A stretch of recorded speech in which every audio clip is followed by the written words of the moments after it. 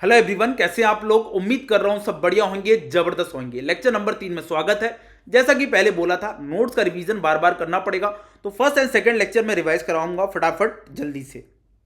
ध्यान से देखें। हाँ, फिजिकल प्रॉपर्टीज अपन डिस्कस कर रहे थे। Down the group number of cell बढ़ेगा तो साइज बढ़ेगा, लेकिन गैलियम का साइज एल्यूमिनियम से छोटा हो जाता था due to poor shielding of 3D electrons. बोलो क्लियर है क्या? ठीक है।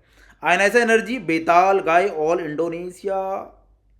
बोलो क्लियर है क्या? डेंसिटी की बात करूं, मास ज्यादा तेजी से बढ़ता है इन कंपैरिजन टू वॉल्यूम, तो डाउन द ग्रुप डेंसिटी क्या होती है? बढ़ती है। बैगन, आलू, गाजर इन थैला। बोलो इलेक्ट्रोनेगेटिविटी ऑर्डर क्या बताया था? बोरॉन सबसे पहले रखना है, फिर रिवर्स कर देना order. Boron, thallium, indium, gallium, then aluminium. Melting point में नेटवर्क सॉलिड, यहां पे भाई करेक्शन है लेक्चर नंबर 2 पे, कमेंट सेक्शन में डाल दिया है वहां वैसे। ठीक है, तो नेटवर्क सॉलिड का सबसे ज्यादा होगा।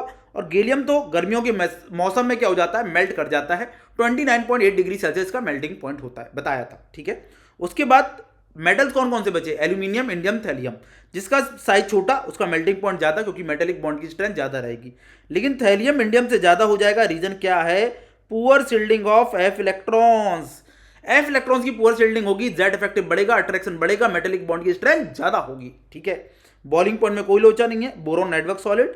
उसके बाद ठीक है, उसके बाद अपन बात करें मेटल्स कौन कौन से हैं? अपना एल्यूमिनियम है, इंडियम है, और गैलियम है, और थैलियम है। ठीक है, तो ऑर्डर किया जाएगा। यहां कैसे डिसाइड करा? मेटल का साइज छोटा, metallic bond strong, metallic bond strong तो बॉइलिंग पॉइंट ज्यादा। ठीक है, तो ये बॉइलिंग पॉइंट का ऑर्डर हो गया।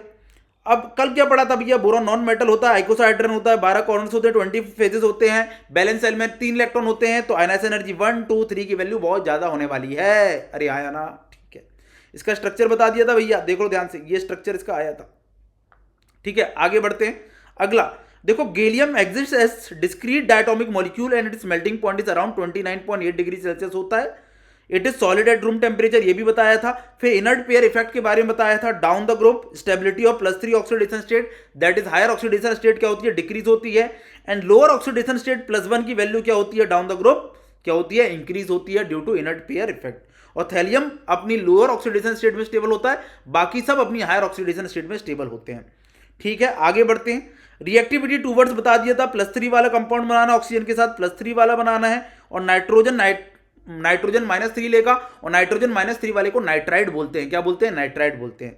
तो बोरॉन एयर के साथ रूम टेम्परेचर में कोई रिएक्शन नहीं करता, नो रिएक्शन, क्योंकि क्या होता है भैया? नेटवर्क सॉलिड होता है। समझे मेरी बात? एल्यूमिनियम एयर के साथ रूम टेम्परेचर में नो रिएक्शन, क्योंकि प्रोटेक्टिव लेयर ऑफ ऑक्साइड बन जाती है। यदि बोरॉन पाउडर फॉर्म में ले लिया, ठीक है, और O2 ले लिया और हीट कर दिया, मैंने हीट कर दिया, तो B2O3 बन जाएगा +3 वाला कंपाउंड। ठीक है, एल्यूमिनियम यदि पाउडर फॉर्म में ले लिया, एयर के साथ रिएक्शन करवा दी, ठीक है, और हीट कर दिया, तो भैया Al2O3 बनेगा +3 वाला कंपाउंड, और एल्यूमिनियम नाइट्राइड बनेगा वही +3 वाला, और यहां पे -3। समझे क्या मेरी बात? इस तरीके से करना है। आगे बढ़ते हैं। Reactivity towards acid. अब आप यहां पे दो प्रकार के एसिड देख रहे होंगे, एक ऑक्सीडाइजिंग एसिड, एक नॉन ऑक्सीडाइजिंग एसिड, आपकी स्क्रीन में विजिबल होगा। ठीक है, अब इसका कंसेप्ट मैं पहले बताऊंगा आपको क्या होता है, ध्यान से देखेंगे। इसका कंसेप्ट यदि मैं बताऊं तो एक स्लाइड ओपन कर लेते हैं भैया, आ जाओ। हाँ बेटा, एसिड्स दो प्रकार के होते हैं। एसिड्स दो प्रकार के होते हैं, एक ऑक्सीडाइजिंग एसिड, दूसरा होता है बच्चों नॉन ऑक्सीडाइजिंग एसिड। बेटा ऑक्सीडाइजिंग का मतलब क्या? सामने वाले का ऑक्सीडेशन। तो ऑक्सीडाइजिंग भी सामने वाले का ऑक्सीडेशन करेगा, नॉन ऑक्सीडाइजिंग भी सामने वाले का ऑक्सीडेशन करेगा। तो सर फिर अंतर क्या है? बता रहा हूं ना भाई। तो ध्यान से देखो, ऑक्सीडाइजिंग एसिड में क्या होता है? यहां पे एसिड के सेंट्रल एटम का रिडक्शन होता है, समझो बाबा, समझिएगा। सामने वाले का ऑक्सीडेशन करेगा तो खुद का रिडक्शन होगा, तो किसका रिडक्शन होगा? खुद के सेंट्रल एटम का होगा। एग्जांपल यहां पे यदि मैं बात करूं, concentrated H2SO4, concentrated HNO3, dilute HNO3, very dilute HNO3,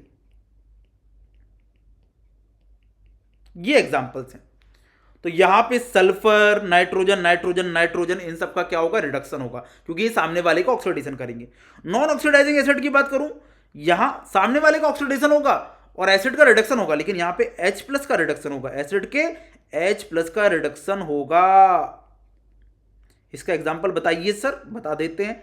example यदि मैं ले लूं यहां पे डाइल्यूट H2SO4, एग्जाम्पल यहां पे ले लूं मैं HX, X हो सकता है क्लोरीन, ठीक है, ब्रोमीन, आयोडीन, फ्लोरीन इसलिए नहीं ले रहा है क्योंकि HF वीक एसिड होता है, स्ट्रॉन्ग एसिड की बात कर रहे हैं अपन। क्लियर है पॉइंट? चलिए बहुत बढ़िया। तो देखो एक सीरीज होती है रिएक्टिविटी सीरीज, रिएक्टिविटी सीरीज की बात कर रहा हूं जो इलेक्ट्रोकेमिस्ट्री में आती है। रिएक्टिविटी सीरीज क्या सीरीज है, देखिए ध्यान से। लेकर भारत सरकार का नाम मांगे अली, मन से जान क्यारा, है क्यारा, फेंके सीडी कोई, नीचे सुनो पागल हैं, क्यों होगी आज पार्टी और, क्यों होगी आज पार्टी और। लेकर भारत सरकार का नाम मांगे अली, मन से जान क्यारा, फेंके सीडी कोई, नीचे सुनो पागल हैं, क्यों होगी आज पार्टी और। बार बार याद करेंगे, लेकर भारत सरकार का नाम मांगे अली, मन से जान क्यारा, फेंके सीडी कोई, नीचे सुनो पागल हैं, क्यों होगी आज पार्टी और। लिख लेना ट्रिक, लेकर भारत सरकार का नाम मांगे अली, मन से जान क्यारा, फेंके सीडी कोई, नीचे सुनो पागल हैं, क्यों होगी आज पार्टी और। तो देखो यहां पे क्या होता है भैया, टॉप से बॉटम जाने पे खुद के ऑक्सीडेशन की टेंडेंसी क्या होती है, खुद के ऑक्सीडेशन की टेंडेंसी कम होती है, ठीक है। खुद के रिडक्शन की टेंडेंसी क्या होती है, खुद के रिडक्शन की टेंडेंसी क्या होती है, बढ़ती है। खुद का ऑक्सीडेशन मतलब सामने वाले का, खुद का ऑक्सीडेशन मतलब सामने वाले का रिडक्शन, तो रिड्यूसिंग नेचर क्या होगा, डाउन द ग्रुप कम होगा। क्यों होगा reducing nature down the group कम, रिड्यूसिंग नेचर कम होगा क्योंकि खुद को ऑक्सीडाइज कम करेगा तो सामने वाले को रिड्यूस कम करेगा, सीधी सी बात है। खुद की रिडक्शन की टेंडेंसी बढ़ रही है मतलब ऑक्सीडाइजिंग नेचर बढ़ रहा है, सामने वाले को ऑक्सीडाइज करने की टेंडेंसी क्या होगी, ऑक्सीडाइजिंग नेचर मतलब सामने वाले को ऑक्सीडाइज करना, खुद को रिड्यूस करना। और डाउन द ग्रुप रिड्यूस करने की टेंडेंसी क्या हो रही है, डाउन द ग्रुप बढ़ रही है, तो सामने वाले को ऑक्सीडाइज करने की टेंडेंसी बढ़ेगी, ठीक है। खुद को रिड्यूस करने की टेंडेंसी क्या हो रही है, बढ़ रही है, सामने वाले को ऑक्सीडाइज करने की टेंडेंसी बढ़ रही है, ठीक है। ये बात मैंने बता दी। तो देखो इस सीरीज को मैं वापस लिखता हूं, ध्यान से देखेंगे, इस सीरीज को वापस लिखूंगा तो हमारी सीरीज क्या है, लेकर भारत सरकार का नाम मांगे अली, मन से जान क्यारा, फेंके सीडी को, नीचे सुनो पागल हैं, क्यों होगी आज पार्टी और, ठीक है। यहां देखो, यहां तक मैं ले रहा हूं, एसन का केस थोड़ा अलग है, बता दूंगा वापस बाद में, ठीक है। एसन के केस में क्या होता है उसके बारे में मैं बाद में बता दूंगा। ध्यान से देखें, यदि यहां पे कंसंट्रेट H2SO4 ले आया तो क्या करेगा भैया, एसिड ऑक्सीडाइजिंग एसिड है, सामने वाले का ऑक्सीडेशन करेगा और इसके सेंट्रल एटम का रिडक्शन होगा, SO2 बन जाएगा। ये देखो ध्यान से, सल्फर +6 से किस में चला गया, +4 में चला गया, ठीक है। कंसंट्रेटेड HNO3 ले आया बेटा, कंसंट्रेट HNO3 ले आया तो NO2 गैस बन जाएगी। ये देखो +5 से किस में चला गया, +4 में चला गया। बोलो क्लियर है, ठीक है। आगे बढ़ते, इसके बाद यदि मैं डाइल्यूट HNO3 ले आया तो यहां N2O गैस आती है, कौन सी गैस आती है, N2O गैस आती है, ठीक है। यदि मैं बात करूं, देखो नाइट्रोजन +5 में था, किस में चला गया, +1 में चला गया, ठीक है। उसके बाद यदि मैंने वेरी डाइल्यूट HNO3 ले आया, वेरी डाइल्यूट HNO3,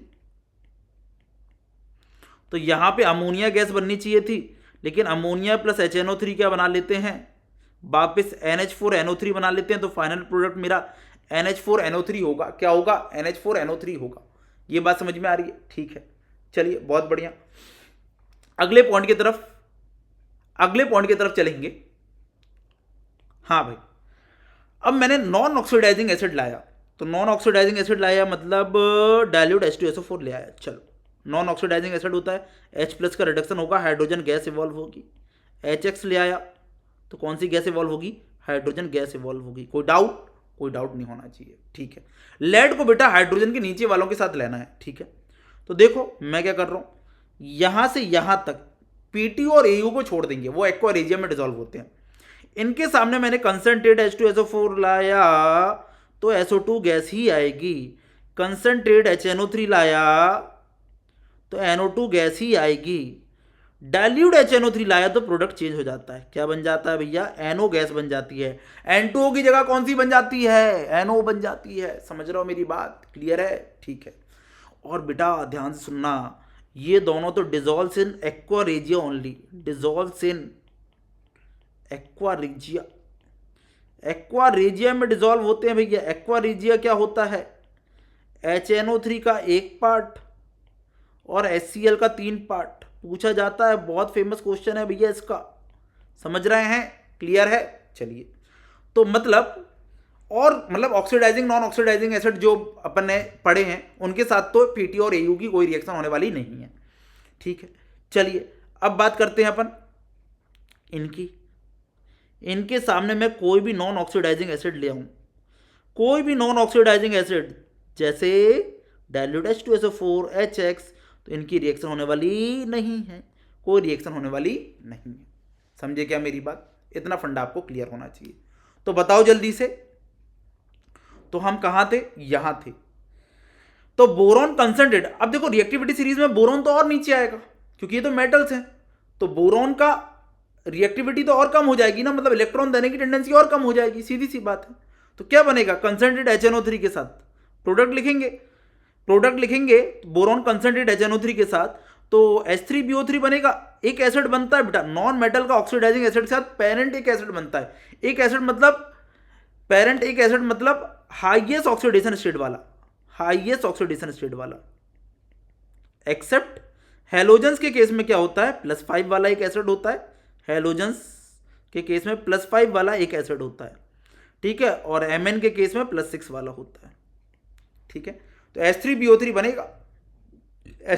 बनेगा और HNO3 NO2 गैस देता है। बोरॉन डाइल्यूट HNO3 के साथ कोई रिएक्शन करने वाला नहीं है। क्यों नहीं करने वाला, उसका रीजन है बेटा, उसका रीजन ये है कि कंसंट्रेट HNO3 से कम पावरफुल है डाइल्यूट HNO3, और बोरॉन रिएक्टिविटी सीरीज में और नीचे आता है मेटल्स के, तो अब डाइल्यूट HNO3 से रिएक्शन नहीं होगी। पहले तो NO गैस आ रही थी, अब नहीं आने वाली है, ठीक है। वेरी डाइल्यूट HNO3 के साथ तो फिर तो और कोई रिएक्शन नहीं होने वाली। कंसंट्रेट H2SO4 के साथ फिर वही एक एसिड प्लस SO2 गैस देता है ये। डाइल्यूट HNO3 के साथ गर्म कर दोगे तो रिएक्शन हो जाएगी, और फिर कौन सी गैस आती है भैया, NO गैस आती है। लेस रिएक्टिव वालों की कौन सी गैस आती है, लेस रिएक्टिव वालों की NO गैस आती है। ये देखो NO गैस आती है, NO गैस, समझे क्या मेरी बात, ठीक है। ये रिएक्शंस हो गई, ठीक है। आगे बढ़ते ध्यान से देखेंगे एल्यूमिनियम की ये रिएक्शंस आपको दिख रही है ना, हाँ। उसके बाद अपन बात करते हैं एल्यूमिनियम की dilute HCl non oxidizing acid, तो AlCl3 बनेगा, प्लस कौन सी गैस बनेगी, हाइड्रोजन गैस बनेगी। कंसंट्रेट H2SO4 के साथ सल्फेट बनेगा और ये SO2 गैस बनाता है।